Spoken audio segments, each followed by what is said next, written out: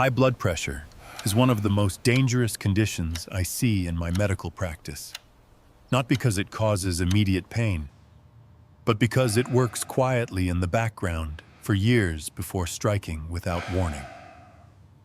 I have treated patients who felt perfectly fine, who were active, independent, and living normal American lives, until one morning they woke up with a stroke or collapsed from a heart attack.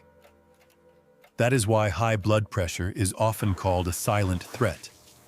It slowly damages blood vessels, stiffens arteries, and forces the heart to work harder every minute of the day, even when you are resting on your couch or sleeping in your own bed.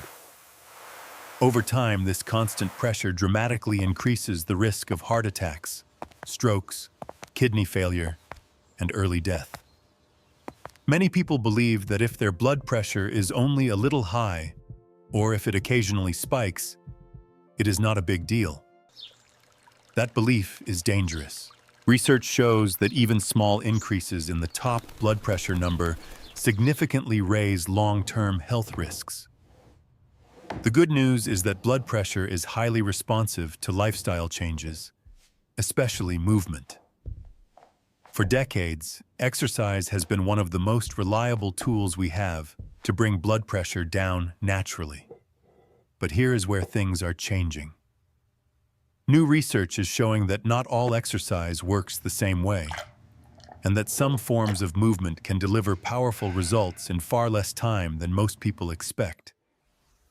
This is critical for busy adults and older Americans who may not have the energy, joints, or motivation for long workouts.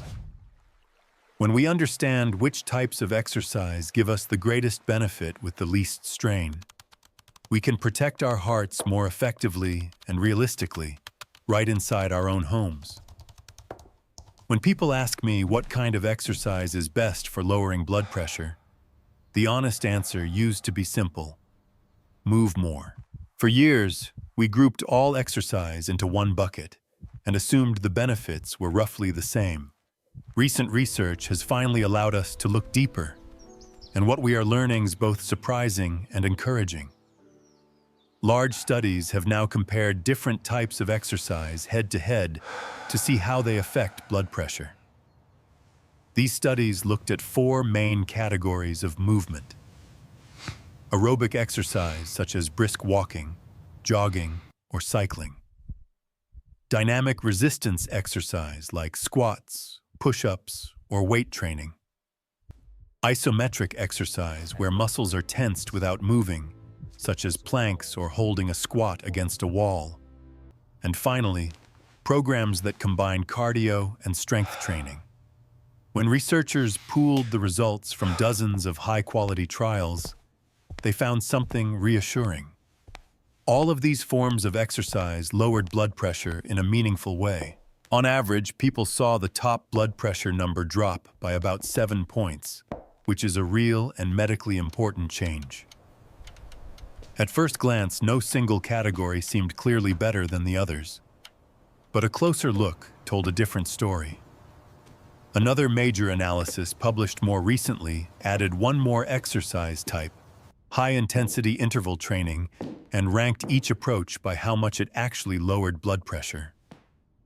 Surprisingly, the intense workouts many people fear were not the most effective. The strongest and most consistent results came from isometric exercises, especially those that required holding tension for a short period of time. When the data was broken down further, one simple movement stood out above the rest.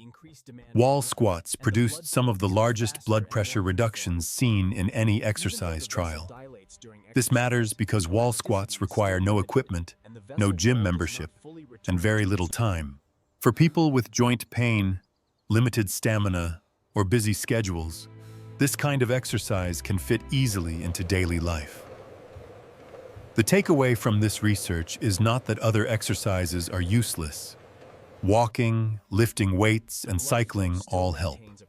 The real lesson is that certain types of muscle tension send a particularly strong signal to the blood vessels, encouraging them to relax and function more efficiently. Understanding this allows us to choose exercise more strategically Not harder, but smarter, to protect our hearts. One question that naturally comes up when people hear about these studies is why wall squats, of all things, would have such a powerful effect on blood pressure. As a doctor, this actually makes a lot of sense when you look at how the body responds to sustained muscle tension. When you hold a position like a wall squat, your muscles are working continuously without moving.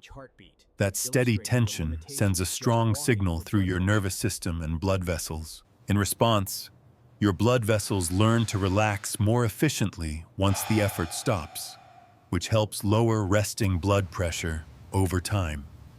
What surprised many researchers is that this effect shows up even when the total exercise time is very small.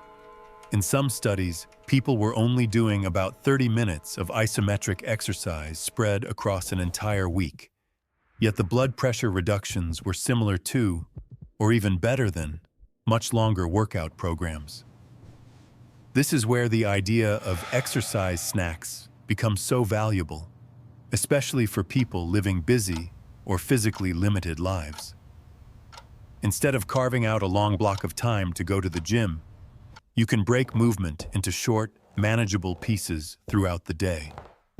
A couple of wall squats while waiting for coffee to brew, another set during a work break, and one more in the evening can add up without ever feeling overwhelming.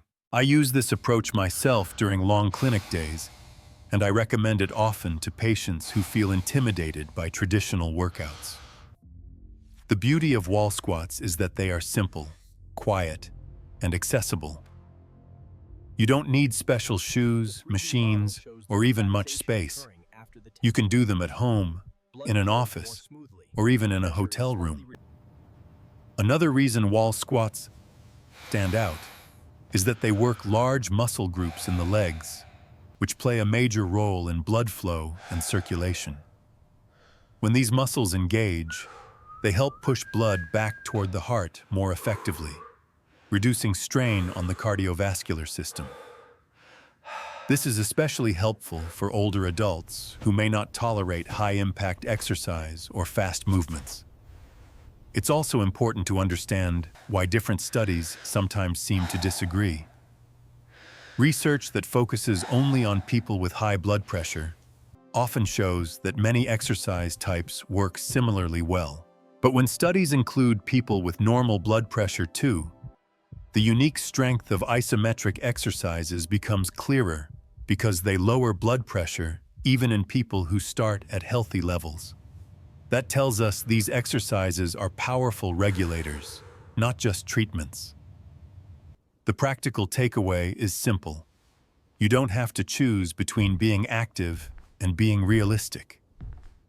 Wall squats and other short bursts of muscle tension allow you to fit meaningful blood pressure control into real life, without exhaustion, pain, or complicated routines. If you want to use wall squats to lower your blood pressure safely and effectively, the way you do them matters just as much as doing them at all. I often tell patients that this exercise should feel challenging but controlled, never painful or forced. Start by standing with your back flat against a sturdy wall, feet about shoulder width apart, and positioned roughly 1 to 2 feet away from the wall. Slowly slide your back down until your thighs are angled downward and your knees are bent, but not pushed forward past your toes. Your lower legs should stay mostly vertical, with your knees stacked above your ankles. This position protects your joints and ensures the work is happening in the muscles, not the knees. Your back should stay in contact with the wall the entire time, shoulders relaxed, head neutral, and eyes looking straight ahead. The most important part is finding the right depth. You do not need to sink into a deep squat.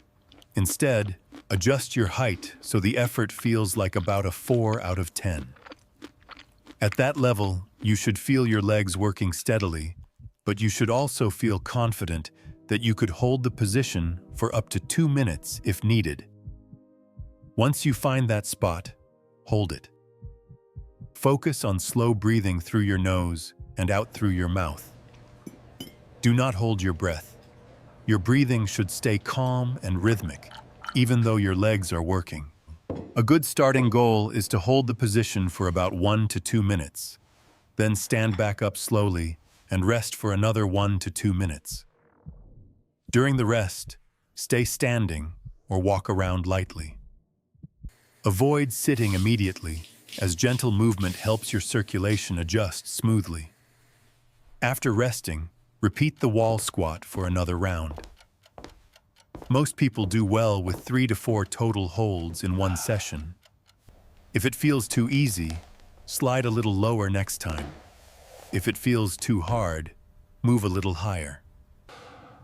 Small adjustments make a big difference. One of the advantages of wall squats is that they are easy to scale to your body on any given day. Some days you may feel stronger. Other days you may need to back off slightly. That flexibility is a strength, not a weakness. You can spread these sets throughout the day instead of doing them all at once. One in the morning, one midday, and one in the evening can be just as effective as doing them back to back. This approach fits naturally into real life. You can do a set while waiting for coffee, during a break from work, or before dinner. Consistency matters far more than intensity. Over time, as your legs get stronger and your body adapts, many people notice the position feels easier, and their blood pressure readings begin to trend downward. If you ever feel sharp pain, dizziness, or chest discomfort, stop and rest. Wall squats should feel like steady effort, not strain. For most people, especially those with joint concerns or limited time, this exercise provides a rare combination of safety, simplicity, and powerful benefit. When done correctly and consistently, it sends a clear signal to your blood vessels to relax and function better, helping your blood pressure move in a healthier direction without complicated equipment or exhausting workouts. When people ask me whether lowering blood pressure by just a few points is really worth the effort, my answer is always the same. Those few points can change the entire course of your health. This is not theory. It's something I've seen play out in real lives over and over again. Even a drop of 5 to 10 points in the top blood pressure number can dramatically reduce the risk of heart attacks and strokes. Large studies following thousands of adults have shown that lowering blood pressure by around 10 points can cut the risk of stroke by more than 40% and significantly lower the chance of heart disease. That is not a small benefit. That is life-changing. This is why simple habits like wall squats matter so much. They are not about fitness for fitness's sake. They are about protecting your brain, your heart, and your independence. I want you to think about blood pressure not as a single number you chase, but as a signal of how well your body is coping with daily stress. Every time you help your blood vessels relax, you are reducing wear and tear that would otherwise build up quietly over years. My personal advice is to stop waiting for the perfect plan and start with what you can do today.